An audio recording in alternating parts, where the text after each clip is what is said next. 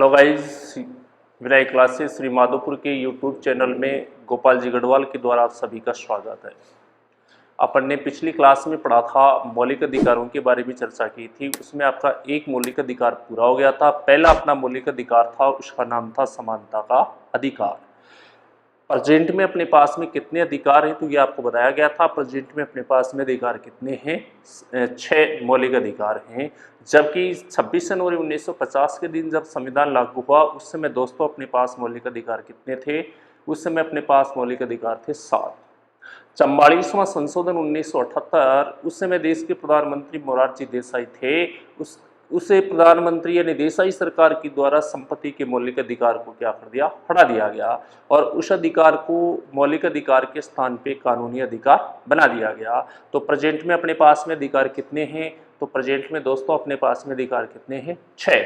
अब दूसरा मौलिक अधिकार आता है अपने पास में स्वतंत्रता का अधिकार। स्वतंत्रता के अधिकार का आर्टिकल है दोस्तों 19 से लेके कितने के बीच में? 22 के बीच में है। अब अपने को ये देखना है इस आर्टिकल में लिखा क्या है। पहला आर्टिकल आपके पास में है 19। आर्टिकल 19 की बात करें दोस्तों तो आर्टिकल 19 में है मूल संविधान में भारतीय नागरिकों को 7 प्रकार की स्वतंत्रताएं दी गई थी। यानी संविधान जिस दिन लागू हुआ उस दिन अपने पास में स्वतंत्रता कितनी थी? 7। लेकिन 44वां संशोधन 1978 देसाई सरकार के द्वारा अनुच्छेद 31 में दिया गया संपत्ति के अधिकार को क्या कर दिया? हटा दिया गया। इसलिए प्रेजेंट टाइम में अपने पास में अधिकार कितने? 6। अब देखेंगे पहला भी आर्टिकल 19 में अपन देखते हैं कि इसमें कौन कौन सी अपने पास में स्वतंत्रताएं हैं। तो अपने पास में पहले स्वतंत्रता कितनी थी? तो पहले स्वतंत्रता 7 थी। प्रेजेंट में स्वतंत्रता कितनी है? 6 है। अब वो स्वतंत्रताएं अपने को देखना है। तो पहली स्वतंत्रता आर्टिकल 19A 19A की यदि अपन बात करें तो क्या स्वतंत्रता है? आर्टिकल 19A में विचार अभिव्यक्ति।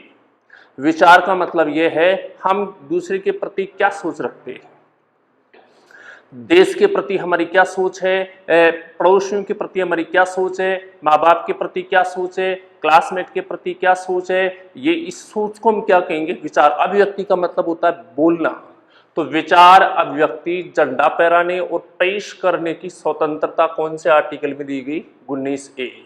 दूसरी स्वतंत्रता अपने पास में है 19B और दूसरी स्वतंत्रता का नाम है सभा या सम्मेलन करने की स्वतंत्रता। देश के प्रत्येक नागरिक को कोई भी सभा या सम्मेलन करने की स्वतंत्रता है, लेकिन उसमें किसी प्रकार का कोई हथियार नहीं होना चाहिए।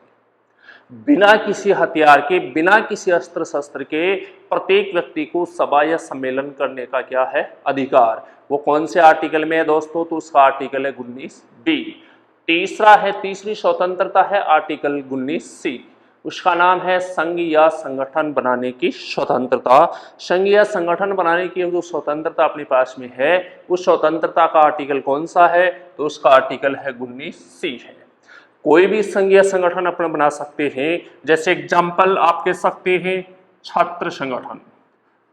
छात्र संगठन, छात्र संगठन के साथ आप कह सकते हैं शिक्षक संगठन। छात्र संगठन, शिक्षक संगठन, महिला संगठन, व्यापारिक संगठन, मजदूर संगठन, ये सब कौन से आर्टिकल में बनाए जा सकते हैं? 19C। कई बार इससे हटके क्वेश्चन कर देता है एग्जाम में, छात्र संगठन का गठन कौन से आर्टिकल के तहत होता है? तो आप वहां मुंडा फाड़ के घर आ जाते हैं। जबकि सीधी सी बात है, यहाँ आर्टिकल कौन सा होगा? 19C। चौथी अपने पास में स्वतंत्रता है। तो चौथी स्वतंत्रता है, उसका नाम है घूमने फिरने की क्या है? स्वतंत्रता। सरकार ने देश के प्रत्येक नागरिक को घूमने फिरने की क्या दी है? स्वतंत्रता। पैसा से खर्चा है वो स्वयं घूमने वाले पर्यटक यात्री का होगा, लेकिन संसाधन सरकार के।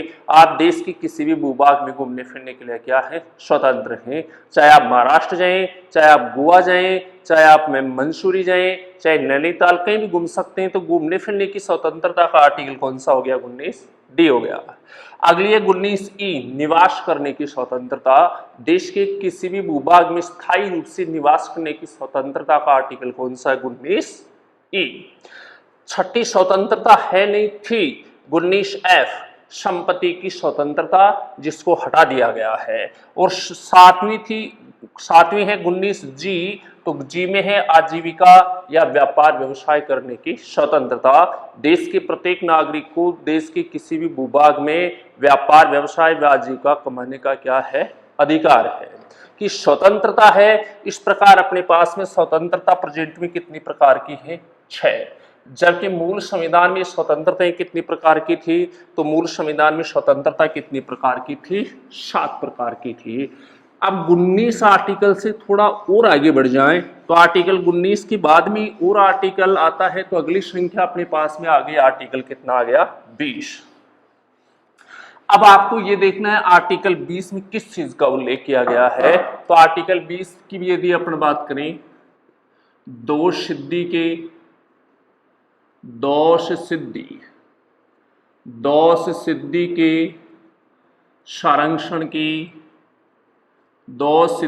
संरक्षण की स्वतंत्रता, दोष सिद्धि के संरक्षण की स्वतंत्रता, इसका उल्लेख संविधान की जिस आर्टिकल में किया गया वो आर्टिकल कौन सा है, 20 है।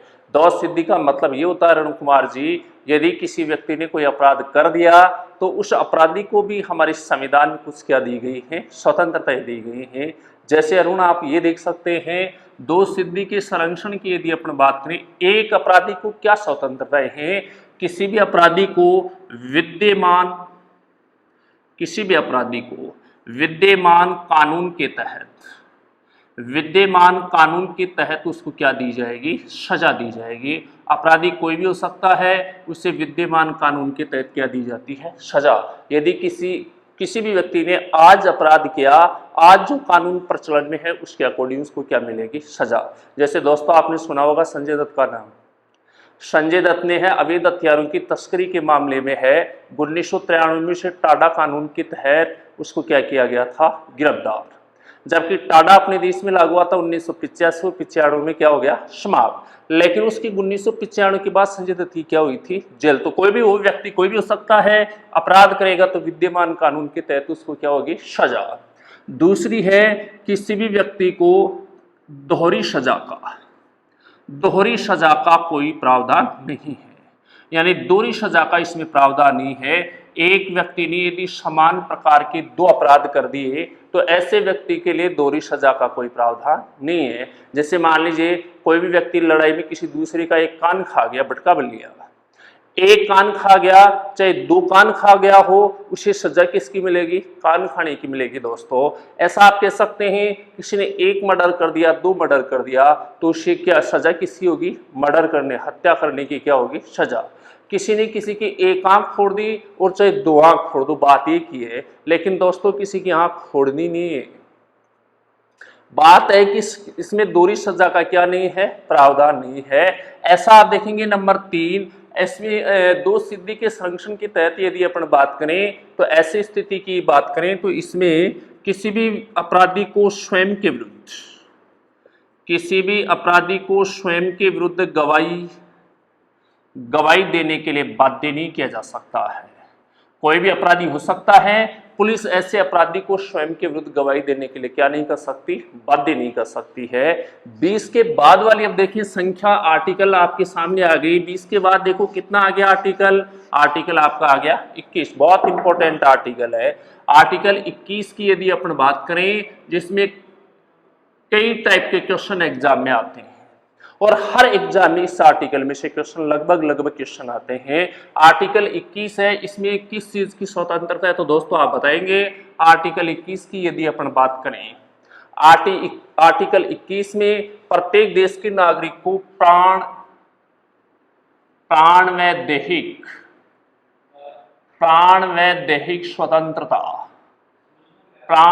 दैहिक स्वतंत्रता का अधिकार, प्राण या दैहिक स्वतंत्रता का क्या है, अधिकार, जिसको आप ये कह सकते हैं प्रत्येक नागरिक को स्वतंत्रता पूर्वक जीवन जीने का क्या है, अधिकार। आर्टिकल 21 ऐसा है जिसमें देश के प्रत्येक नागरिक को दोस्तों स्वतंत्रता पूर्वक जीवन जीने का क्या दिया गया है, अधिकार दिया गया है। लेकिन यदि अपन बात करें, इसमें हमारी सरकार के द्वारा विधि द्वारा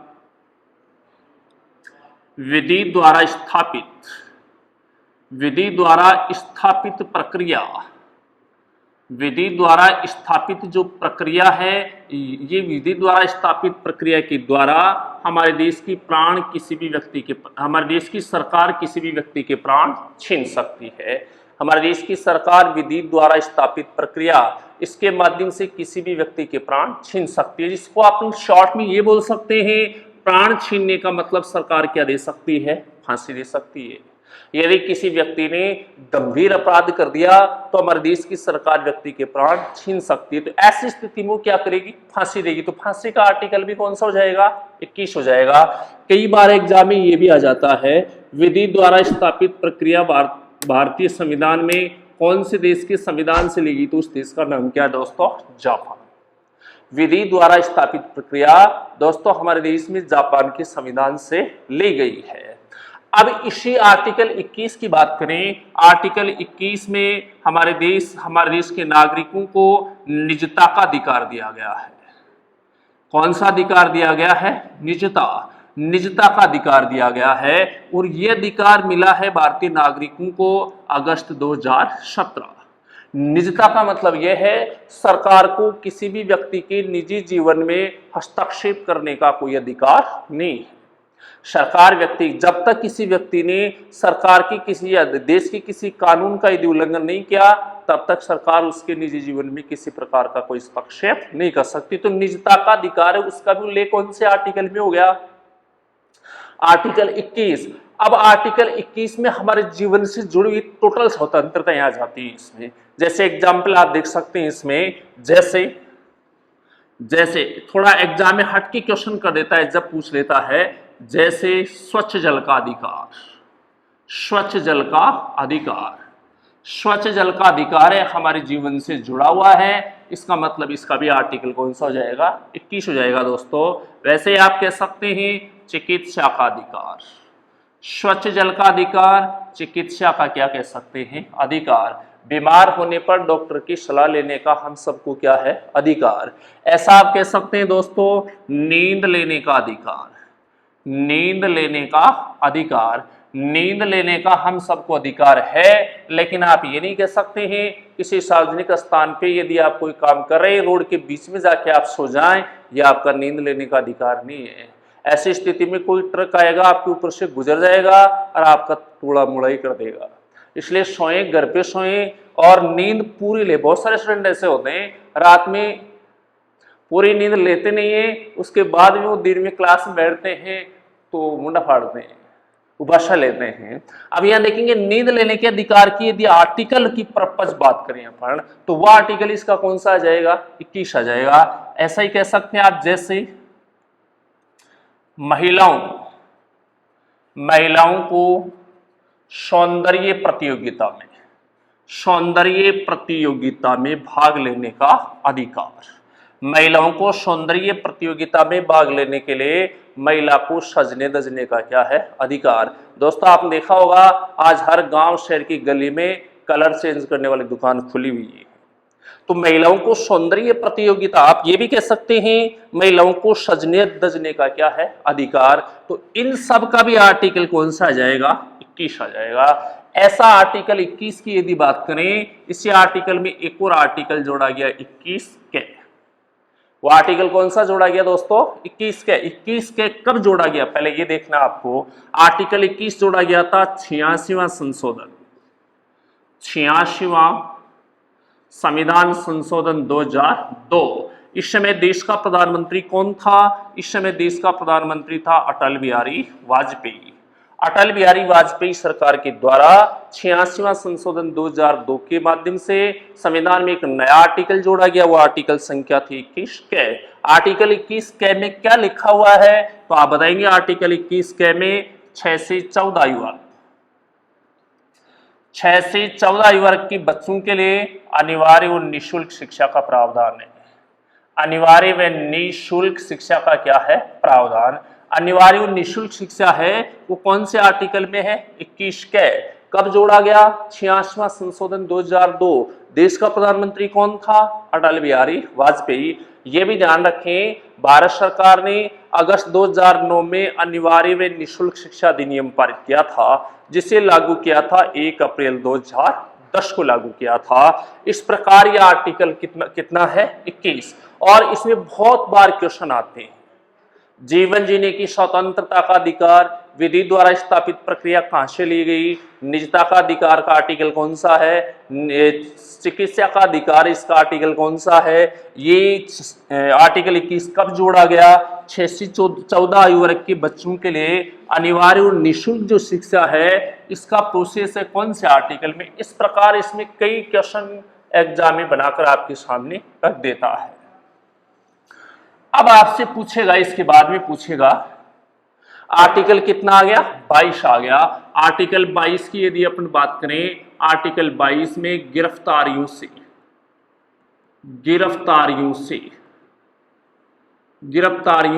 संरक्षण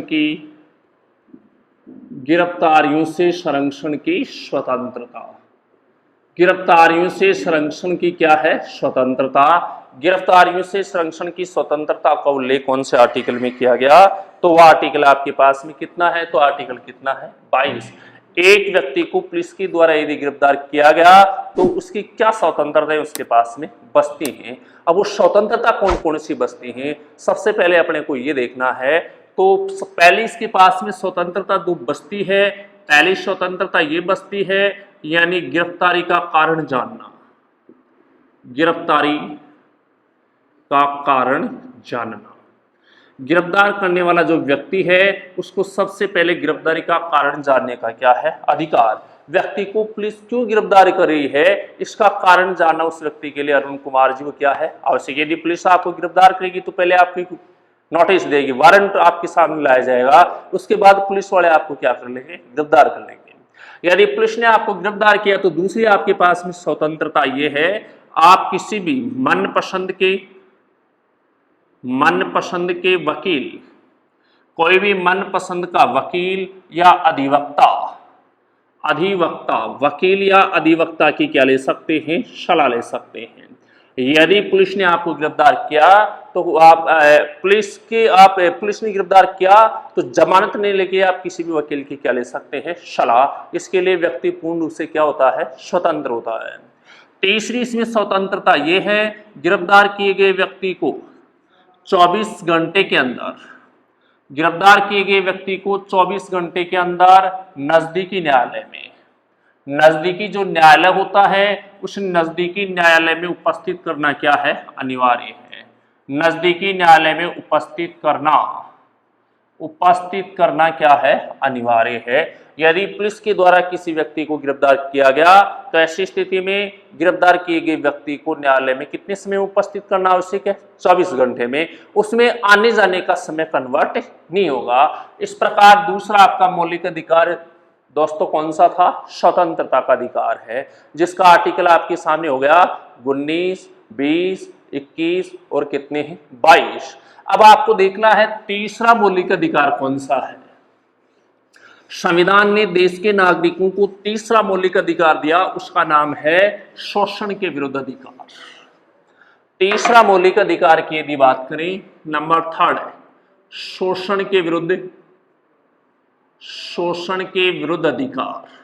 शोषण के विरुद्ध अधिकार की यदि अपन बात करें तो सबसे पहले आप जानेंगे इसका आर्टिकल कौन सा है, तो शोषण के विरुद्ध अधिकार का आर्टिकल है 23 और 24। आर्टिकल 23 और 24 ऐसा आर्टिकल है जिसमें शोषण के विरुद्ध अधिकार दिया। किसी व्यक्ति का उसकी इच्छा के विरुद्ध कोई कार्य करवाना क्या कहलाता है शोषण कहलाता है। प्रेशर दबाव से कोई काम करवाना क्या कहलाएगा शोषण कहलाएगा। तो सरकार ने देश के नागरिकों को शोषण के विरुद्ध क्या दिया अधिकार। अब इसका पहला आर्टिकल देखेंगे, आर्टिकल पहला है 23। आर्टिकल 23 में अपने को यह देखना है आर्टिकल 23 में किस चीज का प्रोसेस है, आप बताएंगे बलात्कार का निषेध। बलात्कार का क्या है निषेध है। बलात्कार का निषेध है यानी हम जबरदस्ती किसी से कोई बेगार नहीं ले सकते हैं, जबरदस्ती हम किसी से कोई काम नहीं करवा सकते। साथ में देह व्यापार, देह जो व्यापार है इस व्यापार के ऊपर क्या लगाया गया है प्रतिबंध लगाया गया है। यदि कोई व्यक्ति प्रेशर से किसी का देह व्यापार करने का प्रयास करता है तो ऐसी स्थिति में अरुण कुमार जी आर्टिकल 22 के तहत हमारे देश की संविधान उसके ऊपर क्या लगा रखा है, प्रतिबंध लगा रखा है। जैसे आप कह सकते हैं बलात्कार श्रम का निषेध, देह व्यापार के ऊपर क्या है, प्रतिबंध है। इसके साथ आप कह सकते हैं बेगार, ये भी कह सकते हैं बेगार पे क्या है, प्रतिबंध। बेगार पे प्रतिबंध है, वो भी आर्टिकल कौन सा है, 23। लेकिन इसमें एक अपवाद बहुत बड़ा है। अपवाद इसका एक आर्टिकल 23(2) है। वो इसका अपवाद ये है, हमारे देश की सरकार देश के युवाओं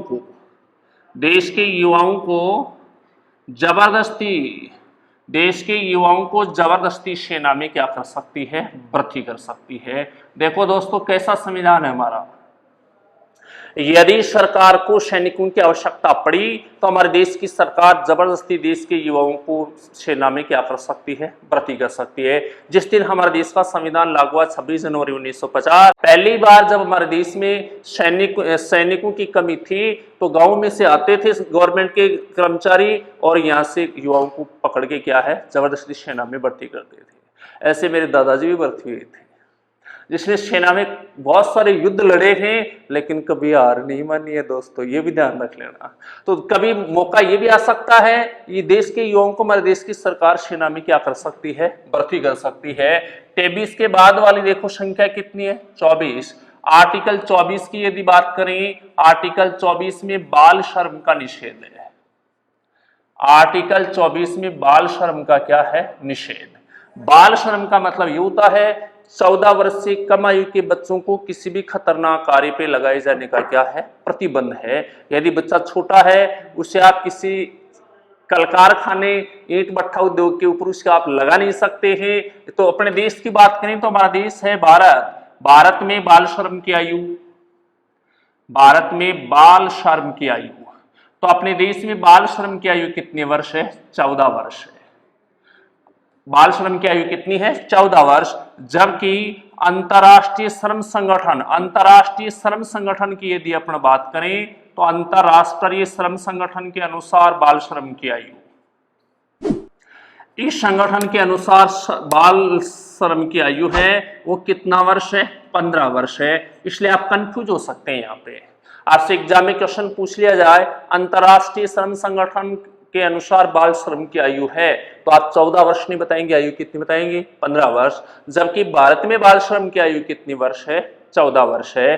तो तीसरा अपना मौलिक अधिकार है, उसका नाम क्या है, शोषण के विरुद्ध अधिकार। और इसके आर्टिकल आपके सामने है, वो आर्टिकल 23 और कितना है, 24।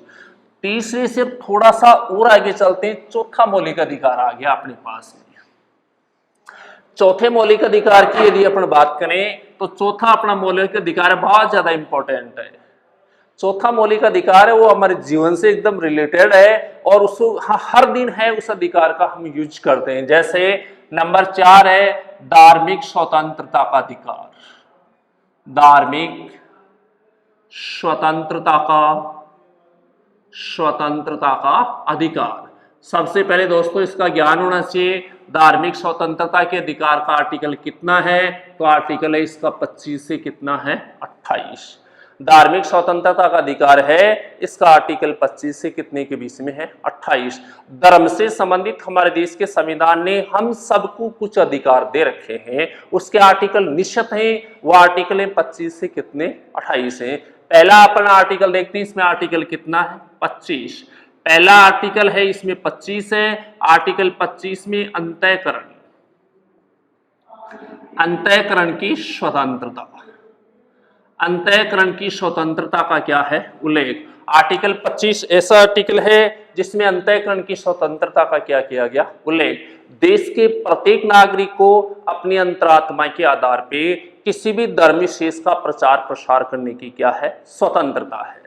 हम किसी भी धर्म विशेष का प्रचार प्रसार कर सकते हैं। हम हिंदू हैं, हिंदू धर्म का प्रचार प्रसार कर सकते हैं। यदि हम ईसाई धर्म स्वीकार कर लिया तो उस धर्म का भी हम प्रचार प्रसार करने के लिए क्या है, स्वतंत्र हैं। आर्टिकल 25 ऐसा आर्टिकल है इसमें धर्म परिवर्तन का भी उल्लेख है। आर्टिकल 25 ऐसा आर्टिकल है इसमें धर्म परिवर्तन किया जा सकता है। प्रेशर से नहीं, अपनी इच्छा से कोई भी व्यक्ति अपना धर्म परिवर्तन कर सकता है। जैसे हम हमारी अंतरात्मा के आधार पर किसी भी धर्म विशेष का क्या कर सकते हैं, प्रचार प्रसार। हिंदू हैं, यदि हिंदू धर्म में हमारी आस्था नहीं है तो हम सिख धर्म को भी स्वीकार कर सकते हैं। जैसे डॉक्टर भीमराव अम्बेडकर हैं, उसका जन्म हिंदू धर्म में हुआ था, लेकिन अंत में उसने 1956 में बौद्ध धर्म को स्वीकार कर लिया था। जबकि अम्बेडकर का विश्वास सबसे ज्यादा किसमें था, इस्लाम धर्म में था। तो यह आर्टिकल 25 है, इसमें धर्म परिवर्तन का भी क्या है, उल्लेख है। आर्टिकल 25 ऐसा आर्टिकल है जो सिख धर्म के नागरिकों को कटार रखने की स्वतंत्रता देता है।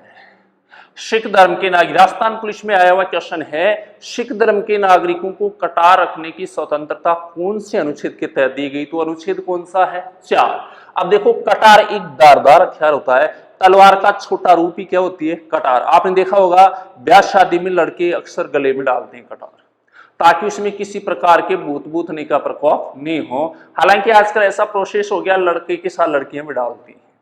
तो कटार वाली बात करें, कटार तलवार का छोटा रूप है, लेकिन कटार किसी एक धर्म से जुड़ा हुआ धर्म कौन सा है, सिख, इसलिए सिख इसको गले में पहन सकते हैं।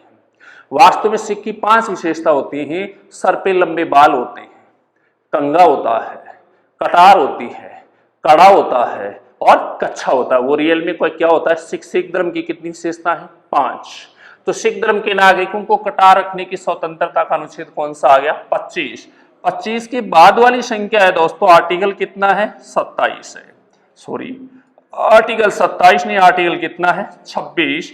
आर्टिकल 26 है, इसमें धार्मिक कार्यों का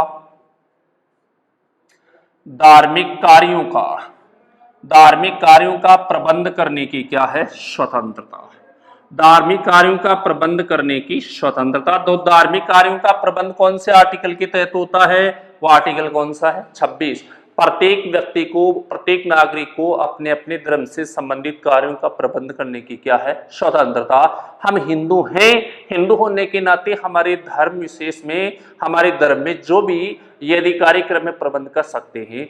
दूसरा, सिख, ईसाई या इस्लाम धर्म को मानने वाला है, ये सब अपने अपने धर्म से संबंधित धार्मिक कार्यों का या प्रबंध करने के लिए क्या अपने देश में स्वतंत्र। जैसे आप एग्जाम्पल देख सकते हैं, जैसे पोष बड़े का आयोजन। अब आपसे एग्जाम में पूछ लिया जाए, पोष बड़े का आयोजन कौन से आर्टिकल में है, तो आर्टिकल कौन सा है, 26। पोष बड़े में आपको शीरा, लापसी और पकौड़े खिलाए जाते हैं। तो पोष माह में पोष बड़े का आयोजन होता है, लेकिन ये कौन से धर्म से जुड़ा हुआ है, हिंदू धर्म से। तो आर्टिकल कौन सा हो गया, 26। ऐसा आप कह सकते हैं रात्रि जगह का आयोजन। रात्रि जगह तो दोस्तों आपने किया ही होगा, बहुत सारे ऐसे होते हैं रात्रि जगह अपने धर्म विशेष में होता है। वैसे वो रात्रि जगह अपने यहाँ एक स्पेशल धर्म से जुड़ा हुआ है, यानी पितृ पक्षों को खुश करने के लिए रात्रि जगह किया जाता है। जबकि आज के समाज में रात्रि जगह के कई प्रकार होते हैं। कोई मड़मड़ाहट करके भी रात्रि जगह करता है, कोई सोता ही नहीं रजाई में मुंडा दे करके मड़मड़ाहट स्टार्ट हो, रात्रि जगह हो गया। तो ये रात्रि जगह है, तो रात्रि जगह अपने धर्म से जुड़ा है। कौन सा आर्टिकल है इसका भी, 26 हो गया। रात्रि जगह, पोष बड़ा, ये सब का आर्टिकल कौन सा हो गया, 26।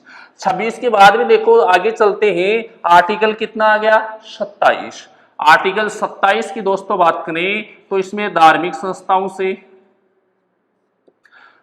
जो संस्था होती हैं, इन संस्थाओं से प्राप्त आय, धार्मिक संस्थाओं से प्राप्त जो आय होती है, ये आय कर मुक्त होती है। धार्मिक संस्थाओं से प्राप्त आय क्या होती है, कर मुक्त होती है। और 27 के बाद वाली संख्या है, आर्टिकल कितना है, 28। आर्टिकल 28 की बात करें, किसी भी शिक्षण संस्थान में, शिक्षण संस्थान कोई भी हो सकता है, किसी भी शिक्षण संस्थान में, चाहे वो सार्वजनिक हो सकता है चाहे निजी हो सकता है, इसमें धार्मिक शिक्षा दी जाने पे क्या है, प्रतिबंध है। किसी भी शिक्षण संस्थान में धार्मिक शिक्षा दी जाने के ऊपर क्या लगा दिया गया, प्रतिबंध लगाया गया है। हालांकि अपने यहाँ अपवाद है, इसका एक अपवाद की यदि अपन बात करें, इसका अपवाद मदरसा है। और मदरसा में शिक्षा किसकी दी जाती है यहाँ, तो मदरसा में शिक्षा दी जाती है किसकी, इस्लाम की शिक्षा दी जाती है। तो किसी भी शिक्षण संस्थान में धार्मिक शिक्षा दी जाने के ऊपर क्या है, प्रतिबंध है अपने देश में। कौन से अनुच्छेद में ऐसा है, 28। तो ऐसा अपना मौलिक अधिकार कौन सा हो गया? 4। चौथा मौलिक अधिकार 25 से क्या है? 28। पहला आर्टिकल 25 अंतःकरण की स्वतंत्रता, हम अपने अंतरात्मा के आधार पर किसी भी धर्म विशेष का प्रचार प्रसार कर सकते हैं तथा हम धर्म परिवर्तन करने के लिए क्या है? स्वतंत्र हैं। इसी में आर्टिकल 25 में सिख धर्म के नागरिकों को कटार रखने की स्वतंत्रता दी गई है। आर्टिकल 26 है, प्रत्येक धर्म के नागरिकों को अपने धार्मिक कार्यों का प्रबंध करने की स्वतंत्रता है, जैसे पौष बड़े का आयोजन, जैसे रात्रि जगह का आयोजन। ऐसा आर्टिकल 27 धार्मिक संस्थाओं से प्राप्त आय क्या होती है? कर मुक्त होती है। ऐसा आर्टिकल 28 यानी किसी भी शिक्षण संस्थान में धार्मिक शिक्षा दी जाने के ऊपर क्या है? प्रतिबंध है। शिक्षण संस्थान चाहे सरकारी हो सकता है और चाहे निजी हो सकता है, किसी भी शिक्षण संस्थान में धार्मिक शिक्षा दी जाने के ऊपर क्या लगा दिया गया? प्रतिबंध। अब 4 के बाद में हम अगला अपन देखते हैं, अगला अपना मौलिक अधिकार नंबर 5। 5वां मौलिक अधिकार है, इसका नाम है शिक्षा व संस्कृति का अधिकार। शिक्षा व संस्कृति का अधिकार। शिक्षा व संस्कृति का अधिकार। संस्कृति का अधिकार। शिक्षा व संस्कृति का अधिकार है, इसका उल्लेख आर्टिकल 29 और 30। आर्टिकल 29 और 30 में शिक्षा व संस्कृति के अधिकार का क्या किया गया है? उल्लेख किया गया है। शिक्षा और कल्चर से अपने संबंधित अपने पास में क्या अधिकार थे? इसके अनुच्छेद कितने हैं? 2। पहला इसका आर्टिकल है, देखो पहला आर्टिकल की बात करें शिक्षा और संस्कृति से संबंधित, वो आर्टिकल कौन सा है? 29। आर्टिकल 29 की यदि अपन बात करें तो आर्टिकल 29 में दोस्तों यानी देश के प्रत्येक नागरिक को, देश का प्रत्येक नागरिक कोई भी हो सकता है, आप हो सकते हैं, मैं हो सकता हूं, अनादर देश के प्रत्येक नागरिक को अपनी भाषा, प्रत्येक नागरिक को अपनी भाषा यानी हम जो भी भाषा बोल सकते हैं, अपनी भाषा, अपनी लिपि और अपनी संस्कृति को बनाए रखने का क्या है? अधिकार है। देश के प्रत्येक नागरिक को अपनी अपनी भाषा, हम अपनी क्षेत्रीय भाषा बोल सकते हैं, हम हमारा लिखने का तरीका है वो हमारा तरीका कोई भी हो सकता है, हम हमारी संस्कृति को बनाए रखने के लिए क्या है? स्वतंत्र। हम अपने वेशभूषा से संबंधित पूर्ण रूप से स्वतंत्र हैं। आपने देखा होगा अपने देश के अलग अलग भूभाग में अलग अलग प्रकार की वेशभूषा चलती है, तो यहाँ है इस भाषा, लिपि और संस्कृति का अधिकार का आर्टिकल कौन सा है? 29। 29 के बाद वाली संख्या देखो कितनी है? 30। आर्टिकल 30 की बात करें तो आर्टिकल 30 में किस चीज का प्रोसेस है? हमारे देश की सरकार अल्पसंख्यक वर्गों द्वारा, देश की सरकार अल्पसंख्यक वर्गों, अल्पसंख्यक जो वर्ग हैं इन वर्गों के द्वारा संचालित, अल्पसंख्यक वर्गों के द्वारा संचालित कोई शिक्षण संस्थान है, इसके द्वारा संचालित कोई शिक्षण संस्थान है तो इस शिक्षण संस्थान को अनुदान देने में किसी प्रकार का कोई भेदभाव नहीं किया जाएगा। अल्पसंख्यक वर्गों के द्वारा संचालित किए जाने वाले शिक्षण संस्थान को अनुदान देने में किसी प्रकार का कोई भेदभाव नहीं किया जाएगा। प्रत्येक वर्ग से कोई भी अल्पसंख्यक वर्ग हो सकता है, जबकि अपने देश में अल्पसंख्यक वर्ग हैं, इन वर्गों की संख्या कितनी है? 6। भारत में अल्पसंख्यक वर्ग, अंतिम अल्पसंख्यक वर्ग घोषित किया गया था, उसका नाम था जैन धर्म था। यदि इनके माध्यम से कोई शिक्षण संस्थान चलाया जा रहा है तो हमारे देश की सरकार लोन देने में, पैसा देने में, अनुदान देने में किसी प्रकार का कोई भेदभाव नहीं कर सकती है। इस प्रकार ये अपना कौन सा मौलिक अधिकार है? 5। 5 के बाद में अपन बात करें अपना छठा मौलिक अधिकार, तो आपको ये मैंने पहले क्लियर कर दिया है। आर्टिकल 31 में अपने पास में स्वतंत्र संपत्ति का क्या था? अधिकार था। लेकिन संपत्ति के अधिकार को 44वां संशोधन 1978 के द्वारा हटा दिया गया, इसलिए प्रेजेंट में अपने पास में छठा मौलिक अधिकार है। तो छठे मौलिक अधिकार का नाम है संवैधानिक उपचारों का अधिकार। संवैधानिक उपचारों का अधिकार। यदि संवैधानिक उपचारों के अधिकार की बात करें तो ये अधिकार का आर्टिकल कौन सा है? 32 है। इस अधिकार में से भी बार बार एग्जाम में क्वेश्चन आते हैं। भारतीय नागरिकों को संवैधानिक उपचारों का अधिकार कौन से अनुच्छेद में दिया गया? तो अनुच्छेद कौन सा है? 32 है दोस्तों। आर्टिकल 32 में दिया गया संवैधानिक उपचारों का अधिकार है वो देश के नागरिकों के जो मौलिक अधिकार है, इन मौलिक अधिकारों को सुरक्षा प्रदान करता है। मौलिक अधिकारों को क्या करता है? सुरक्षा प्रदान करता है। और इन मौलिक अधिकारों को बचाने के लिए ये सुप्रीम कोर्ट में कितने प्रकार की याचिका जारी कर सकता है? तो सुप्रीम कोर्ट में कितने प्रकार की? 5 प्रकार की याचिका जारी करता है। 5 प्रकार की क्या करता है? याचिका। मौलिक अधिकारों को सुरक्षा प्रदान करने के लिए ये संवैधानिक उपचारों के अधिकार के तहत आर्टिकल 32 है। इसमें सुप्रीम कोर्ट में कितने प्रकार की याचिका जारी हो सकती है दोस्तों? 5। लेकिन आपने ये पढ़ा होगा, अंबेडकर ने, डॉक्टर भीमराव अंबेडकर ने संवैधानिक उपचारों के अधिकार को संविधान की आत्मा कहा है। कई बार इस टाइप का क्वेश्चन एग्जाम में पुटअप हो जाता है। संवैधानिक उपचारों के अधिकार को संविधान की आत्मा कहने वाला व्यक्ति, तो उस व्यक्ति का नाम क्या था? डॉक्टर भीमराव अंबेडकर था। डॉक्टर भीमराव अंबेडकर ने इससे संविधान की क्या कहा था? आत्मा कहा था। अब अपन पर चलते हैं सुप्रीम कोर्ट की ओर। सुप्रीम कोर्ट हमारे अधिकारों को बचाने के लिए कितनी प्रकार की याचिका जारी करता है? 5 प्रकार की। अब आपको ये देखना है ये 5 प्रकार की याचिका होती कौन कौन सी। उनमें से भी लगभग क्वेश्चन आते रहते हैं। जैसे आप कह सकते हैं नंबर 1, बंदी प्रत्यक्षीकरण। बंदी प्रत्यक्षीकरण याचिका। बंदी प्रत्यक्षीकरण याचिका की यदि अपन बात करें तो इसका मतलब यह होता है गिरफ्तार किए गए व्यक्ति को अपनी गिरफ्तारी का कारण जानने का क्या है? अधिकार है। यदि किसी के द्वारा, पुलिस के द्वारा किसी व्यक्ति को गिरफ्तार किया गया तो व्यक्ति इस याचिका के माध्यम से अपनी गिरफ्तारी का क्या कर सकता है? कारण जान सकता है। और इस ऐसी याचिका है जिसका संबंध व्यक्तिगत स्वतंत्रता से है। व्यक्तिगत स्वतंत्रता से। अभी जो सेकंड ग्रेड का एग्जाम लगा था उस एग्जाम में ये प्रश्न पूछा गया था, निम्न में से किस याचिका का संबंध व्यक्तिगत स्वतंत्रता से है? तो दोस्तों उस याचिका का नाम क्या है? उस याचिका का नाम है बंदी प्रत्यक्षीकरण याचिका थी, जिसका संबंध किससे था? व्यक्तिगत स्वतंत्रता से था। दूसरी याचिका की यदि अपन बात, दूसरी याचिका देखो, बंदी प्रत्यक्षीकरण के बाद में दूसरी याचिका की यदि अपन बात करें तो दूसरी याचिका का नाम है दोस्तों परमादेश। परमादेश याचिका की यदि अपन बात करें तो परमादेश का अर्थ होता है मैं आदेश देता हूं। मैं आदेश देता हूं। ये कौन सी याचिका है? परमादेश याचिका है। परमादेश याचिका कैसी याचिका है दोस्तों? आप बताएंगे अर्धन्यायिक याचिका है। किसे आप अर्धन्यायिक याचिका कहते हैं? ऐसी याचिका जो न्यायिक क्षेत्र के कर्मचारी या पदाधिकारियों के साथ साथ सामान्य क्षेत्र के कर्मचारियों के विरुद्ध भी यदि जारी की जाए उस याचिका को हम कौन सी याचिका कहेंगे? अर्धन्यायिक कहेंगे। तो अब आपसे पूछ ले 5 में से कौन सी याचिका है जो अर्धन्यायिक है? उसका नाम परमादेश है। परमादेश याचिका के माध्यम से पदाधिकारियों को कर्तव्य पालन का आदेश दिया